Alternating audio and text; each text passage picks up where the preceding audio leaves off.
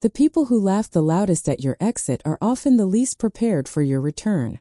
The cardboard box in Ethan Walker's arms held almost nothing. A coffee mug with a tiny crack near the handle. A worn leather notebook. His employee badge. One framed photograph of a little girl with blonde hair smiling beneath a sky full of autumn leaves. That was all. He stepped through the revolving doors of Harrison Global headquarters without looking back. Behind him, laughter drifted from the glass lobby. Not loud, not uncontrollable, just confident. The kind of laughter people allow themselves when they believe the story has already ended. Vanessa Brooks stood beside the security desk with her arms folded, her navy blazer perfectly pressed, watching him leave with the quiet satisfaction of someone who had just removed an inconvenience from her company. Several employees pretended to organize papers while stealing glances toward the entrance. Others didn't even bother pretending. One whispered something. Another smiled. Someone shook his head. You should have known better. The words carried through the polished marble lobby without anyone claiming ownership. Ethan heard them. He simply kept walking. Outside, the November wind rolled between the towers of downtown Chicago, carrying the sharp smell of rain that had not yet begun to fall. The afternoon traffic moved below like an endless river of steel and headlights. For a long moment, Ethan stood at the top of the granite staircase overlooking the street. He adjusted the photograph inside the cardboard box so the glass wouldn't crack. Only then did he reach into the pocket of his gray jacket. His phone was already unlocked. There was only one number on the screen. No name, just a number. He pressed it. The call connected before the first ring had completely finished. No greeting. No introduction. A calm voice answered. Good afternoon. Ethan looked once through the enormous glass wall behind him. From outside, he could see people returning to their desks as though nothing important had happened. Vanessa was already speaking to human resources. Security was laughing with one of the department managers. The company had moved on. Or believed it had. Ethan finally spoke. His voice was level, quiet, almost gentle. Fire every one of them. Silence. Not uncertainty. Recognition. Then the voice on the other end replied without the slightest hesitation. Understood, Mr. Walker. The line disconnected. Ethan slipped the phone back into his pocket as naturally as if he had just confirmed tomorrow's weather. No anger crossed his face. No satisfaction either. He picked up the cardboard box with both hands and walked toward the sidewalk. Across the street, a black sedan had been waiting with its engine running for nearly 20 minutes. Its driver straightened the moment he saw Ethan appear. He opened the rear passenger door before Ethan had crossed half the street. Ethan didn't hurry. He never hurried. The driver accepted the cardboard box first, treating it with the same care someone might use for fragile glass. His eyes paused briefly on the photograph of the little girl. How's Lily doing, sir? A faint smile appeared for the first time that afternoon. She has a science project due tomorrow. I'm taking her to buy supplies. The driver nodded once. I'll have everything ready. Ethan glanced back toward Harrison Global one final time. 43 floors of reflective glass stretched into the gray sky. Thousands of people worked inside. Most believed they understood exactly who Ethan Walker had been. A temporary operations associate. A quiet single father. An employee who never defended himself. A man who packed his belongings into one small cardboard box after being dismissed in front of the entire department. They believed they had watched an ordinary man lose everything. None of them noticed the black SUVs turning onto the avenue from opposite directions. None of them noticed the legal team entering through a private entrance beneath the building. None of them noticed that every executive calendar had just been replaced by a mandatory emergency meeting scheduled exactly 30 minutes from now. Inside the headquarters, elevators continued carrying employees from one floor to another. Coffee machines hissed. Printers hummed. Meetings resumed. The building breathed with the comfortable rhythm of people certain tomorrow would look exactly like today. It wouldn't. Because less than 30 seconds after Ethan Walker walked out carrying a cardboard box, an order had begun moving quietly through the highest levels of Harrison Global. And before the sun disappeared behind the skyline, the people who had celebrated his departure would discover that they had never been watching an employee leave. They had been watching the only man in the building who had the authority to decide who stayed. 3 weeks earlier, nobody at Harrison Global had looked twice when Ethan Walker stepped through the front entrance carrying a worn leather messenger bag. That had been exactly the plan. The lobby was already filling with employees balancing coffee cups, laptops, and conversations about deadlines that would seem urgent until something else replaced them tomorrow. Security scanned badges without looking at faces. The reception desk answered calls in practice voices. Elevators opened and closed with mechanical precision. It was Monday morning. The company was awake. Ethan stood in line beside dozens of new hires and contractors, his gray jacket still damp from the light rain outside. His shoes were clean but old enough that the leather had softened around the edges. Nothing about him invited attention. When his turn came, the HR coordinator glanced at the paperwork. Ethan Walker? Yes. Temporary Operations Associate. That's right. The coordinator printed a standard employee badge, slid it across the counter, and pointed toward elevator bank C. 14th floor. Ethan thanked him. The entire exchange lasted less than 30 seconds. No one watching would have guessed that the man holding the plain plastic badge had spent the previous evening having dinner with William Harrison, the 72-year-old founder whose name stood in silver letters across the front of the building. No one knew that Ethan had been offered an executive office overlooking the Chicago skyline. He had declined. William had watched him carefully across the dinner table before asking only one question. Are you certain? Ethan had nodded once. If I lead this company one day, I need to know how people are treated when nobody important is watching. William hadn't answered immediately. Instead, he reached for his coffee, looked out the restaurant window, and smiled in the quiet way fathers sometimes smile when their children finally understand something they themselves had learned decades earlier. Then don't tell anyone who you are. That was the only instruction. Nothing more.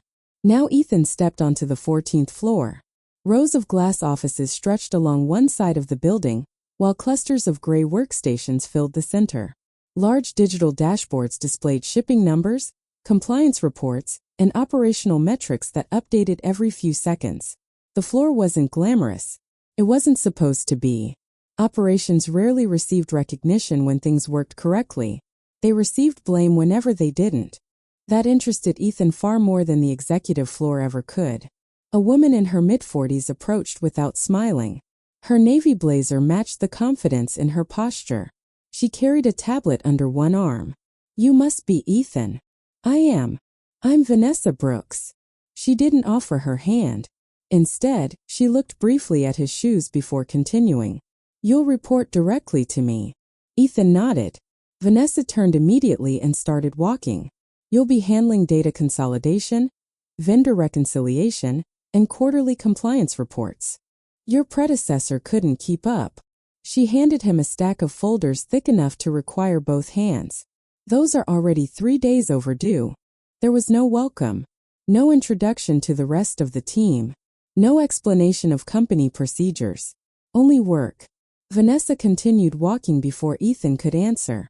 He followed without complaint. The workstation assigned to him sat near the back corner of the department beside a window overlooking an alley rather than the skyline. The chair leaned slightly to one side.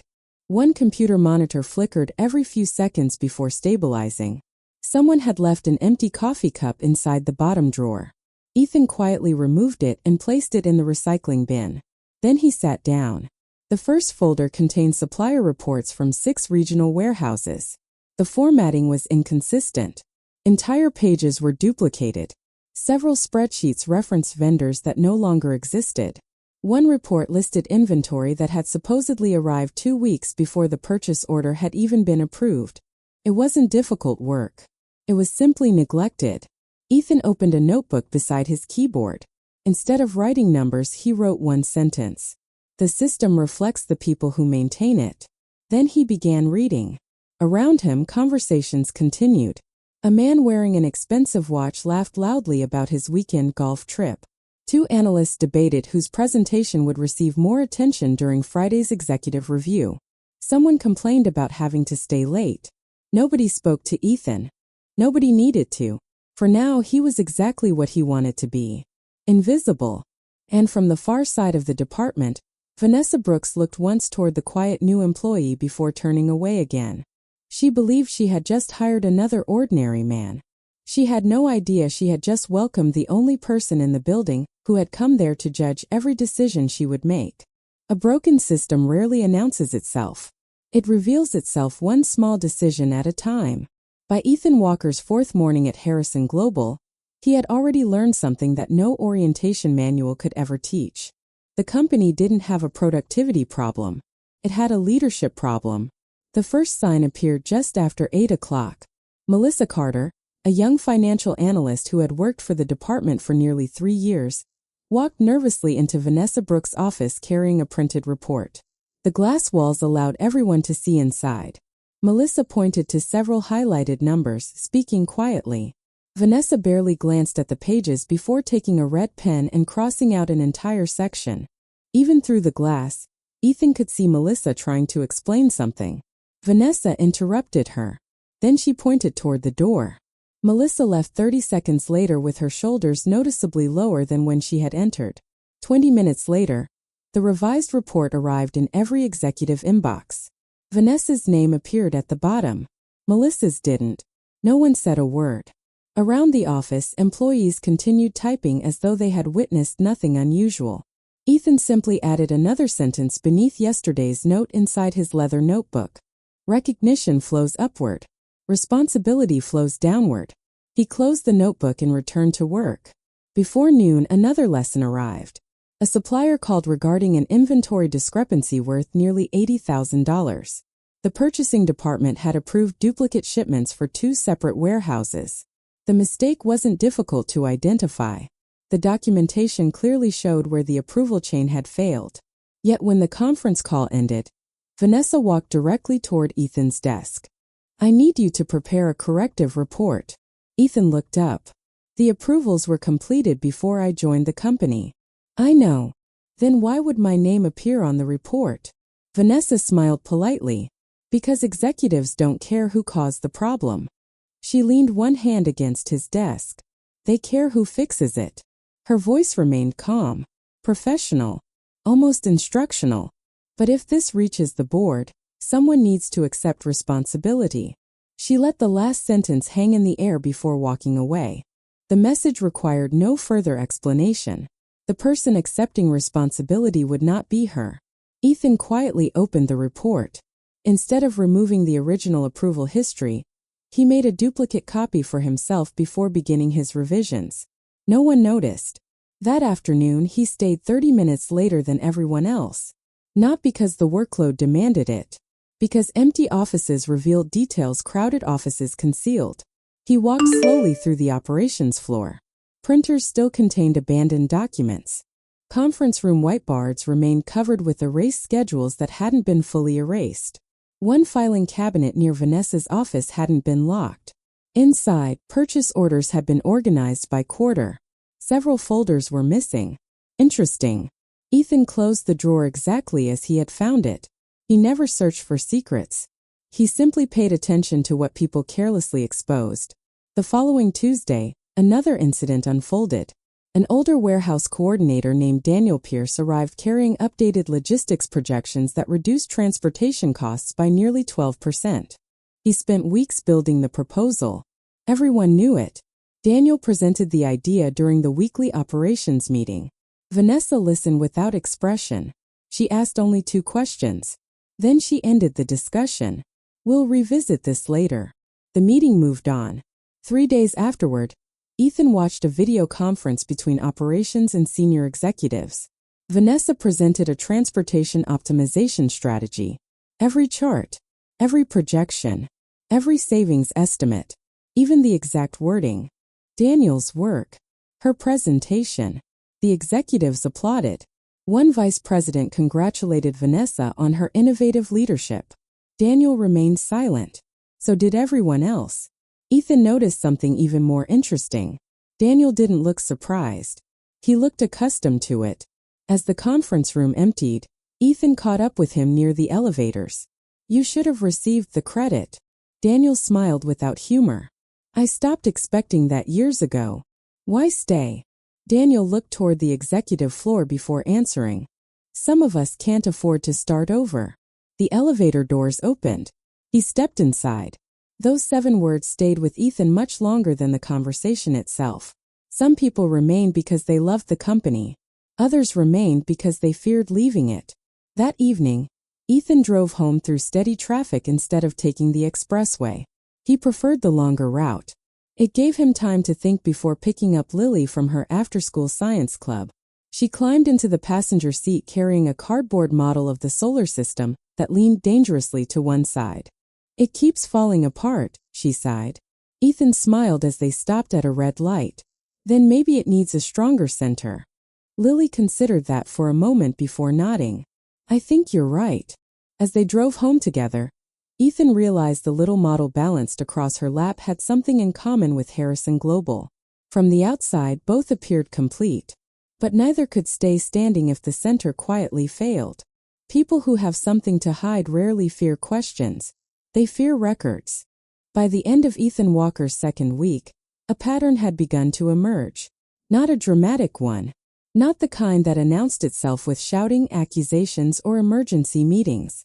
The dangerous patterns were always quieter than that.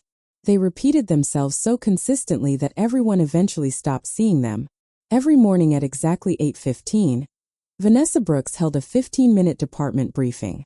Employees stood around a large digital display while she assigned priorities for the day. The meetings followed the same rhythm. Successes belonged to management. Problems belonged to everyone else. One Wednesday, a software outage delayed purchase approvals across 3 regional distribution centers. The IT department had already confirmed the source of the problem before the morning meeting began. Even so, Vanessa looked directly toward Ethan. The operations reports weren't delivered on time. Ethan answered calmly. The server stopped responding at 7:42. IT restored access at 8:09. Vanessa gave a polite smile. "So you're saying it wasn't your responsibility?" "I'm saying the reports couldn't exist before the system came back online." For a brief moment, the room became unusually quiet. No one looked at Ethan. They looked at Vanessa. Her smile remained. Excuses don't solve problems. Then she continued the meeting as though the conversation had never happened. Around the room, several employees lowered their eyes. Not because Ethan had been wrong, because he had been correct. After the meeting ended, Daniel Pierce walked beside Ethan toward the coffee station. "You'll learn." Ethan poured black coffee into a plain white mug. "Learn what?" Daniel stirred sugar into his own cup without answering immediately. "A fact." "What fact?" "The truth only matters if the right person says it." He walked away before Ethan could respond. Ethan watched him disappear into the warehouse planning office. Then he opened the small notebook that never left his desk. Instead of writing opinions, he recorded facts. Meeting 8:15 a.m. System outage confirmed before discussion. Responsibility publicly reassigned despite documented evidence. He underlined only one word. Publicly.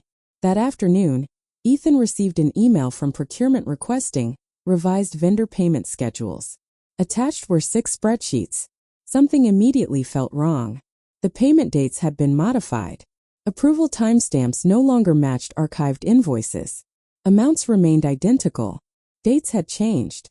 Most employees would never notice. Ethan did. Instead of correcting the files, he quietly downloaded the original versions from the document archive. Then he compared every line. 3 edits. 7 altered approval dates. 2 missing authorization signatures. None of the changes benefited the company. They benefited specific managers. He copied both versions into an encrypted folder on a personal flash drive that never left his pocket. He labeled it with only today's date. Nothing more.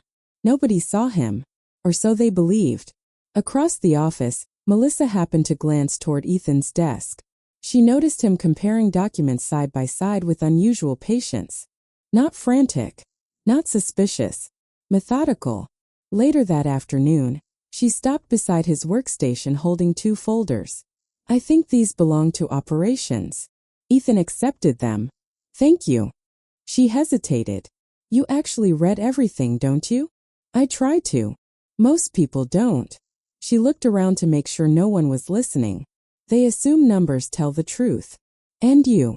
Melissa smiled faintly. I've learned numbers only tell the story someone leaves behind. Before Ethan could answer, she walked away. That sentence remained with him longer than she probably intended.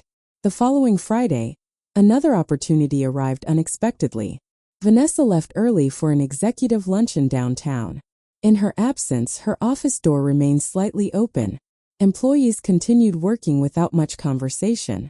At 4:37 p.m., the printer outside Vanessa's office began feeding page after page without anyone collecting them. After nearly 2 minutes, Daniel finally noticed. They're hers.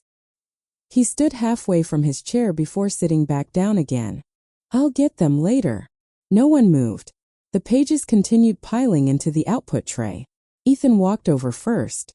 He wasn't interested in reading confidential documents. He simply didn't want sensitive reports left unattended. As he straightened the stack, one page slipped sideways. Across the bottom corner appeared a handwritten note. Destroy previous version after signature. No name. No explanation. Just 6 words. Ethan placed the papers neatly on Vanessa's desk exactly as he had found them. He didn't photograph the note. He didn't remove the page. He simply remembered it. Some evidence was stronger when left untouched. That evening, he picked Lily up from school just before sunset. She climbed into the car wearing blue paint across one sleeve. I made a volcano today. Did it erupt? The first one didn't. And the second? She grinned proudly. I figured out why. Ethan smiled as he started the engine. What changed?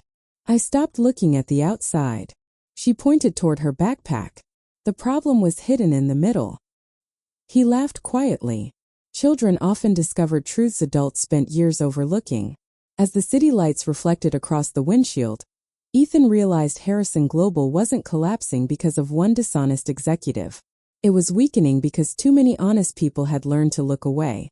And every document, every altered timestamp, every stolen idea, and every quiet conversation was becoming another piece of a puzzle whose full picture was finally beginning to take shape. The people who think they've won are often the easiest to surprise.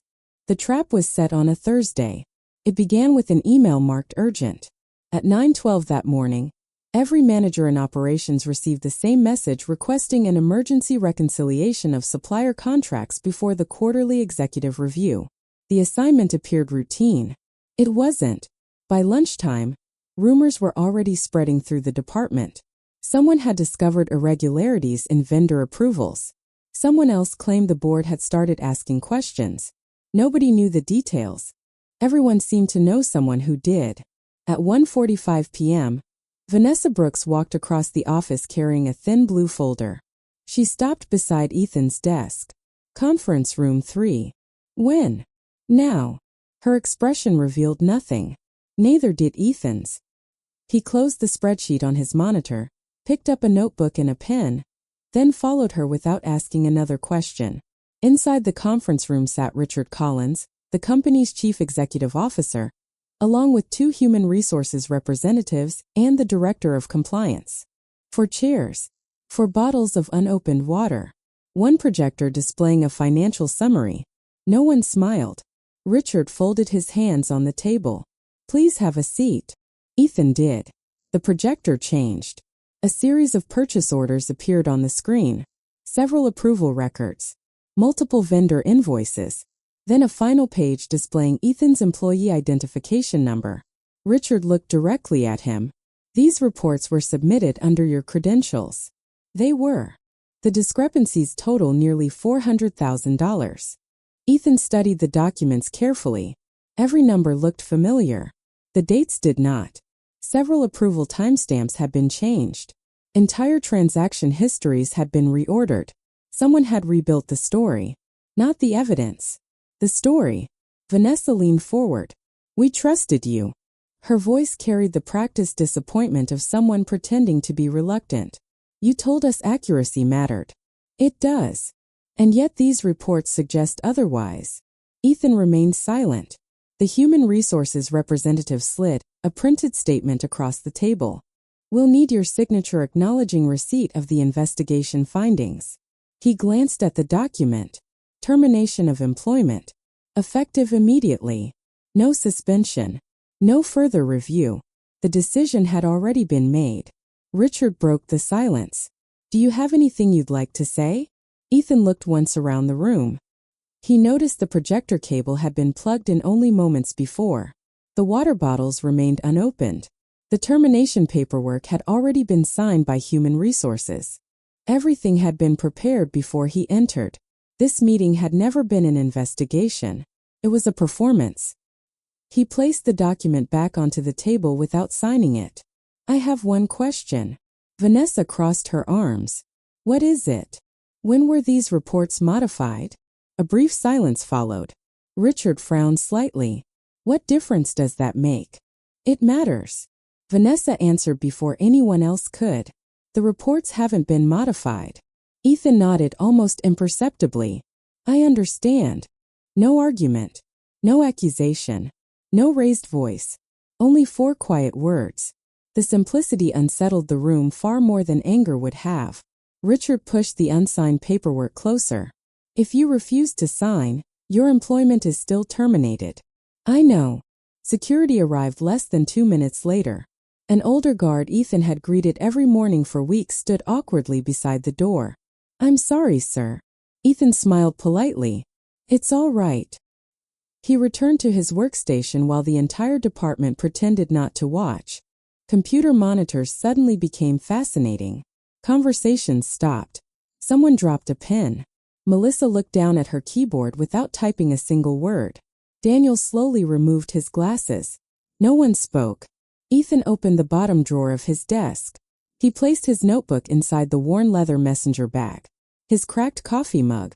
The framed photograph of Lily standing beneath golden maple trees. His employee badge. Nothing else. He had brought very little with him. He would leave with even less. As he lifted the cardboard box, Vanessa appeared at the end of the aisle. Security will escort you out. Of course. She expected resistance. Perhaps even pleading. Instead, Ethan thanked the receptionist on his way past. He wished the janitor a pleasant afternoon. He held the elevator doors for 2 interns carrying heavy archive boxes. Small gestures. Ordinary gestures. The kind people rarely remembered until much later. The elevator descended quietly toward the lobby. Floor 14. 12. 9. 5. Ground. The doors opened. The marble lobby looked exactly as it had on his first day. Employees hurried through revolving doors. Visitors checked in at reception. Executives crossed the polished floor discussing quarterly targets. Life continued without interruption.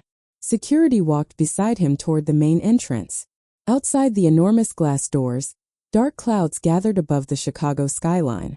The air carried the scent of approaching rain. Ethan stepped onto the granite staircase with the cardboard box resting comfortably in his arms.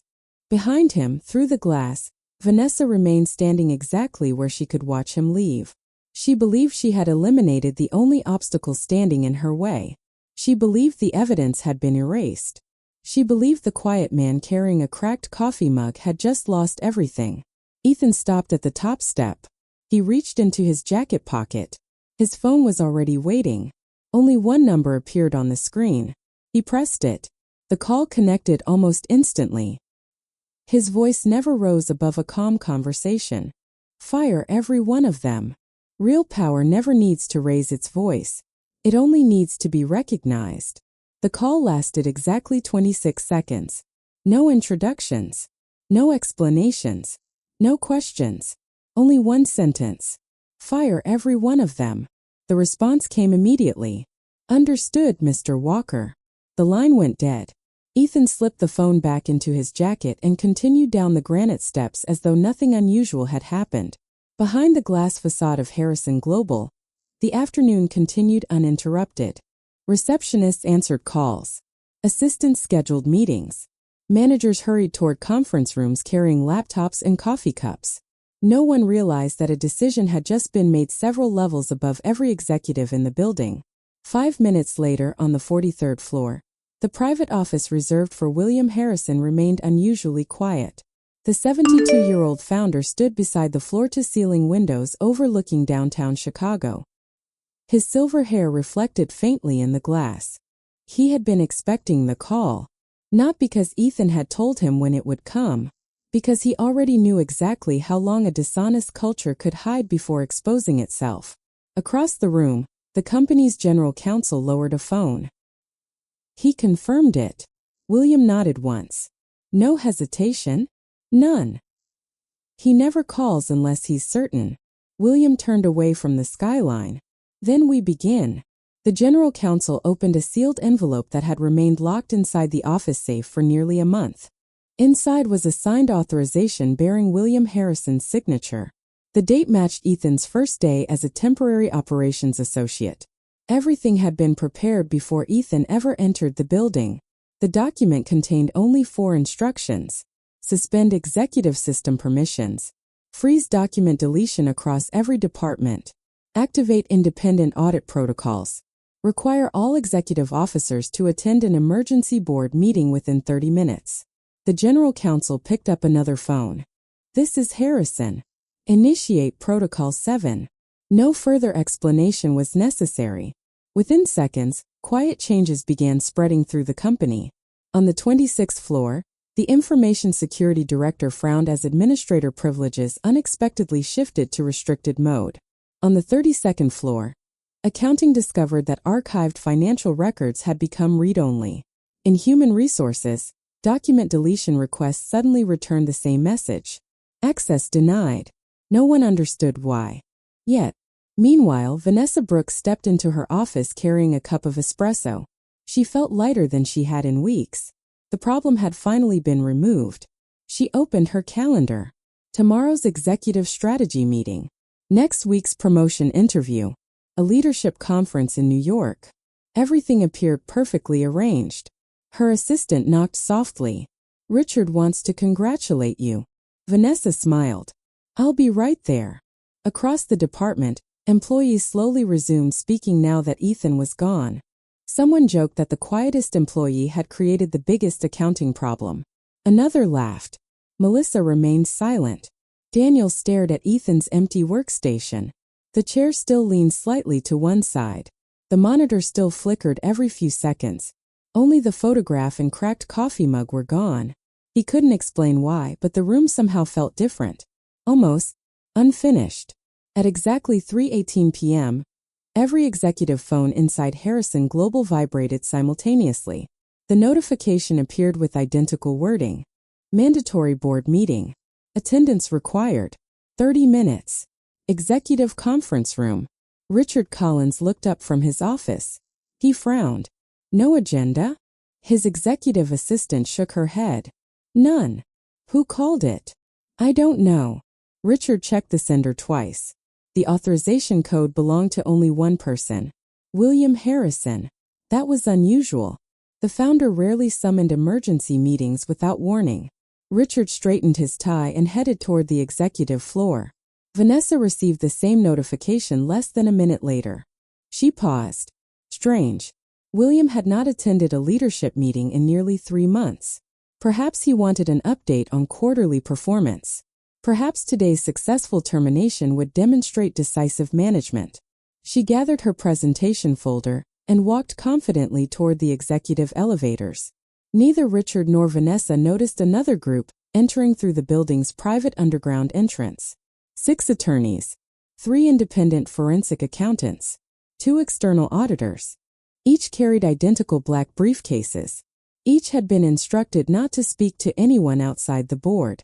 Security escorted them directly to restricted conference rooms. No announcements were made. No introductions were necessary. Everything was happening exactly as planned. Outside, Ethan's black sedan merged quietly into afternoon traffic. He sat in the rear seat looking out at the passing streets. His phone remained silent. He expected no further updates. There was nothing left for him to do. The evidence had already been collected. The observations had already been recorded. The decision had already been made. He glanced at the dashboard clock. There was still enough time to pick up Lily before her science club ended. She would probably want ice cream on the way home. He smiled faintly. For the first time in weeks, his thoughts belonged entirely to his daughter. Back at Harrison Global, executives filed into the board conference room one by one. Conversations remained casual. Some complained about the unexpected interruption. Others speculated about next quarter's budget. Vanessa chose a seat near the front. Richard took his usual place at the head of the table. Then the conference room doors opened once more. William Harrison entered without speaking. Behind him walked the general counsel, the external auditors, and the independent legal team carrying boxes filled with documents. Only then did the room become completely silent. For the first time that afternoon, Vanessa felt something she couldn't quite explain. Not fear. Not yet. Just the unmistakable feeling that someone else had been writing the story all along. The truth does not arrive all at once. It walks into the room carrying evidence. No one stood when William Harrison entered. They simply stopped talking. For nearly 40 years, the founder had built Harrison Global into one of the largest logistics companies in the country. Although he had gradually stepped away from daily operations, his presence still carried a weight no title could replace. He walked to the head of the conference table without acknowledging anyone. The general counsel placed a thick black binder before him. Behind them, the independent auditors quietly arranged sealed document boxes along one wall. Richard Collins forced a polite smile. "We weren't expecting you today, William." "I know." William remained standing. "That's why I'm here." The room fell silent again. Vanessa folded her hands on the table, maintaining the composed confidence she had practiced throughout her career. She assumed this meeting concerned quarterly performance, perhaps a restructuring, perhaps executive succession. Certainly not her. William looked slowly around the room. "I have only one question." No one spoke. "Who authorized the termination of Ethan Walker?" Richard answered first. "I did." William shifted his eyes toward him. "Based on whose recommendation?" Richard glanced briefly at Vanessa. "Ms. Brooks presented the findings." Vanessa nodded confidently. The investigation confirmed significant reporting irregularities. William said nothing. Instead, he turned toward the general counsel. "Begin." The lights dimmed. The large screen at the front of the room came alive. A familiar spreadsheet appeared. It was the same supplier report presented during Ethan's termination meeting. Vanessa relaxed slightly. She had already seen these documents. Then the screen split into two identical columns. Original version, modified version. The differences were highlighted in bright yellow. Approval timestamps, authorization records, vendor payment dates. Every alteration appeared line by line. No commentary, only facts. The forensic accountant spoke calmly. "The metadata indicates these files were modified 43 minutes before Mr. Walker entered the termination meeting." Richard frowned. "By whom?" The accountant pressed another key. A digital activity log appeared. Every edit, every user login, every system access. The final line stopped the room cold. "User Vanessa Brooks." Vanessa leaned forward. "That can't be correct." The accountant didn't respond. He simply advanced to the next slide. Email archives. Internal messages. Deleted drafts successfully recovered from backup servers. One message appeared on the screen. "Move Ethan's approval ID onto the revised files before compliance reviews them." The sender, Vanessa Brooks. The timestamp, 9:18 a.m., 3 hours before Ethan was called into conference room 3. Richard slowly turned toward her. "You told me the reports came directly from operations." "They did. Not like this." Vanessa swallowed. "There has to be some misunderstanding." William finally spoke. "No." His voice remained remarkably calm. "The misunderstanding lasted 3 weeks." Another slide appeared. Daniel Pierce's transportation proposal. The original presentation. Creation date. Author, Daniel Pierce. Beside it appeared the executive presentation Vanessa had delivered. Every chart, every sentence, every recommendation. Identical. Melissa Carter's financial reports followed. Then procurement records. Then warehouse forecasts.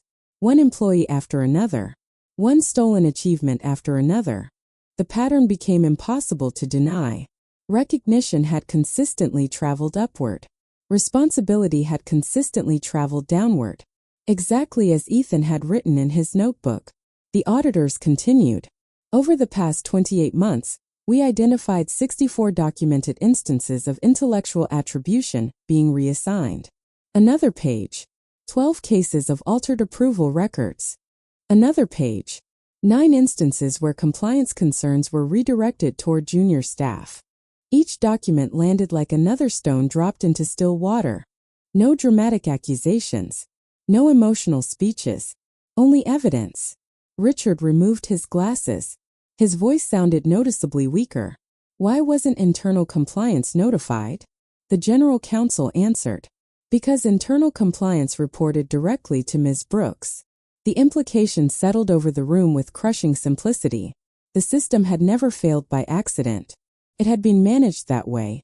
Vanessa looked around the table searching for support. None came. The executives who had praised her leadership avoided eye contact.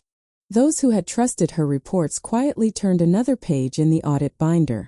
William opened a slim folder that had remained closed until now. Inside was Ethan Walker's original personnel file. He placed it in the center of the table. No one recognized the seal embossed across the cover. Richard opened it first. His eyes stopped on the second page, then widened.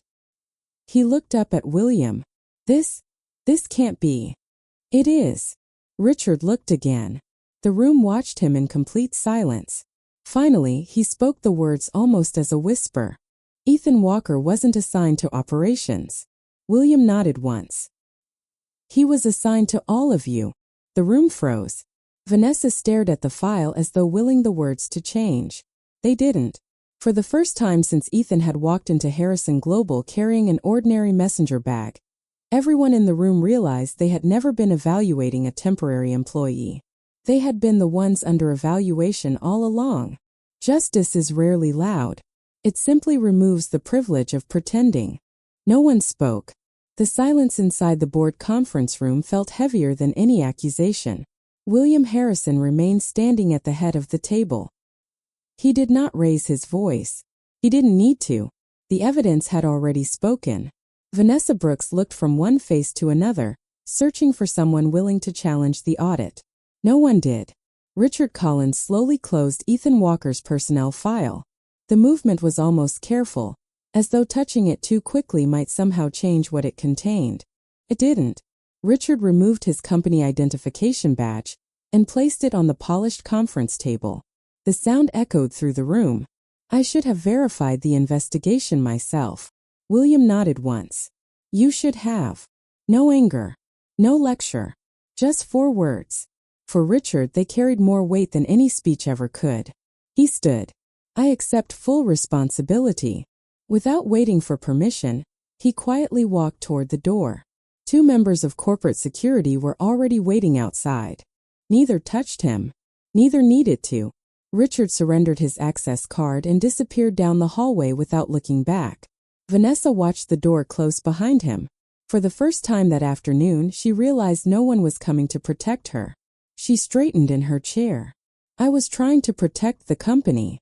William looked directly at her. From whom? She hesitated. The weak employees. The honest ones? Her lips parted slightly.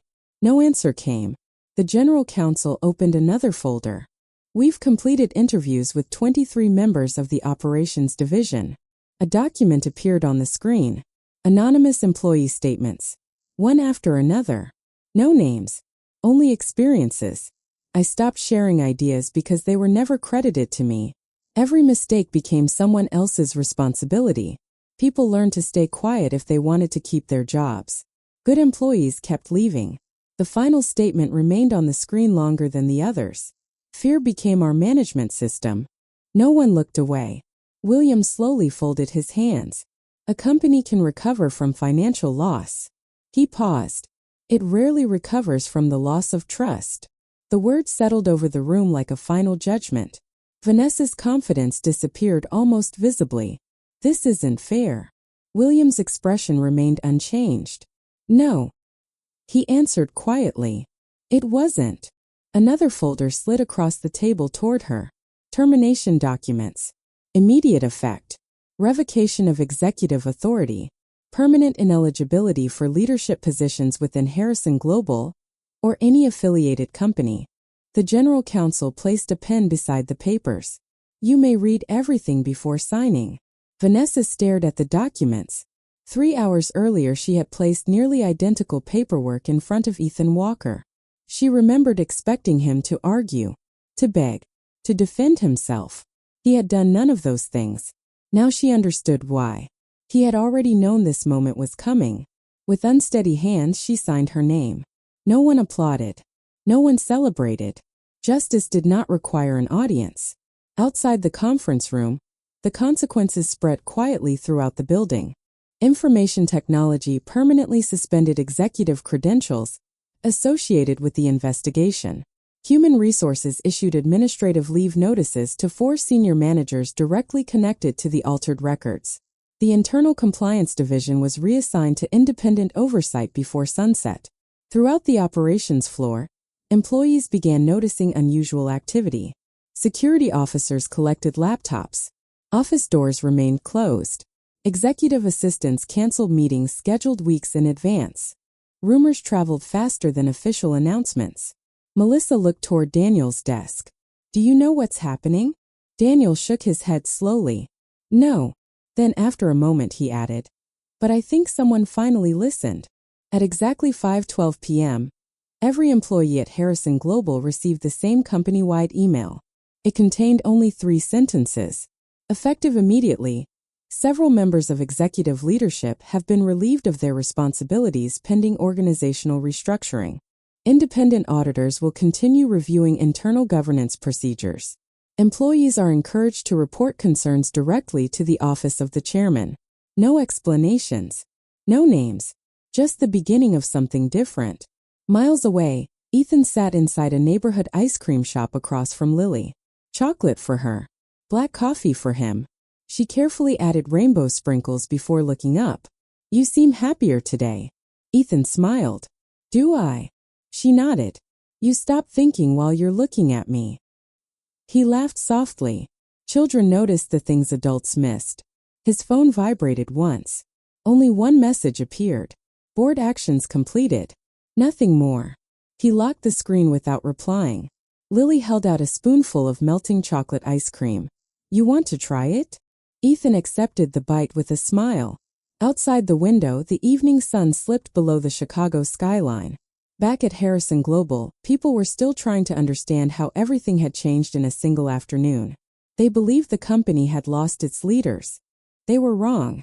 It had only lost the people who confused authority with leadership. The person who truly understood the difference had never needed an executive office to prove it. The greatest leaders are not remembered for the power they held, but for the people they chose to lift. 31 days later, Harrison Global looked almost exactly the same. The same glass tower reflected the Chicago skyline. The same revolving doors welcomed employees every morning. The same elevators carried people to the same offices. From the outside, nothing had changed. Inside, everything had. At 7:45 every morning, employees now saw the same man walking through the front entrance carrying a plain leather messenger bag. No security escort. No executive entourage. No reserved parking space. Just Ethan Walker. The receptionist smiled before he reached the desk. Good morning, Mr. Walker. He smiled back. Good morning, Susan. She still found it surprising that he remembered everyone's name. The executive elevator stood waiting nearby. Its polished brass doors opened automatically. Ethan glanced at it only briefly before continuing toward elevator bank C. The same elevators he had used as a temporary operations associate. The receptionist finally asked what everyone had been wondering. Sir, your office is upstairs. I know. He stepped into the crowded employee elevator beside accountants, analysts, warehouse coordinators, and interns beginning their first week. Leadership, he believed, should never become difficult to reach. On the 14th floor, the operations department no longer felt silent. People exchanged ideas openly. Whiteboards filled with handwritten suggestions instead of revised blame assignments. Daniel Pierce now led the Transportation Strategy Division. His proposal had reduced nationwide shipping costs within the first month. Melissa Carter had accepted a promotion to Director of Financial Analytics. For the first time in years, every major presentation displayed the names of the people who actually created the work. Credit finally belonged to its owners. Ethan walked slowly through the department. He stopped beside an empty workstation near the back window. The chair still leaned slightly to one side. The computer monitor had finally been replaced. Someone had placed a small green plant beside the keyboard. A new employee looked up nervously. Is something wrong? Ethan smiled. Not at all. He adjusted the little plant so it received more sunlight. Welcome to Harrison Global. The young analyst relaxed immediately. After Ethan continued walking away, Daniel quietly laughed. You still remember that desk? I always will. Some places became important not because of where they were, because of what they taught. Later that afternoon, William Harrison stood beside the same office window where he had watched the city weeks before. Retirement papers rested on his desk. He looked toward Ethan. I've built this company for 40 years. Ethan remained silent. William smiled. I think it's finally in the right hands. He extended a simple blue folder. Inside lay a single document. Chief Executive Officer Ethan closed the folder without looking at it again. I'll accept. William nodded. I expected you would. But. William laughed softly. There's always a but with you. Ethan looked toward the operations floor below. I want one condition. William folded his arms. I'm listening. No executive dining room. William smiled. No reserved parking. Another smile. And every executive spends 1 week each year working with frontline employees. William laughed louder than Ethan had ever heard. I wish I'd done that 30 years ago. So do I. The board approved the policy unanimously the following week. It quickly became part of Harrison Global's leadership culture. Months later, business magazines praised the company's remarkable turnaround. They wrote about stronger employee retention, higher productivity, record customer satisfaction, transparent leadership. None of the articles mentioned the cracked coffee mug, or the cardboard box, or the quiet father who had once walked out believing everyone was laughing at his defeat. Those moments belonged only to the people who had witnessed them. That evening, Ethan arrived home before sunset. Lily waited on the front porch holding another science project. This time it stood perfectly straight. It worked. She held it up proudly. The center is stronger now. Ethan smiled. I can see that. She looked at him curiously. Are you the boss now? He knelt beside her. The same question she had asked weeks earlier. He answered exactly as he had hoped he always would. I'm responsible for a lot of people. Is that the same thing? He thought for a moment before shaking his head. No. What's the difference? Ethan looked toward the fading orange sky. A boss tells people what to do. He gently adjusted the edge of her project. A leader makes sure they have the chance to become their best. Lily considered his answer carefully before slipping her small hand into his. I think I like leaders better. So do I. They walked inside together as the porch light quietly turned on behind them. Far away, the lights inside Harrison Global began illuminating one floor after another across the evening skyline. The company still carried the same name. The building still reached toward the same sky. But its foundation had become something entirely different. Because one quiet single father had proven a truth that no title, office, or position could ever guarantee power can demand obedience. Only character earns trust.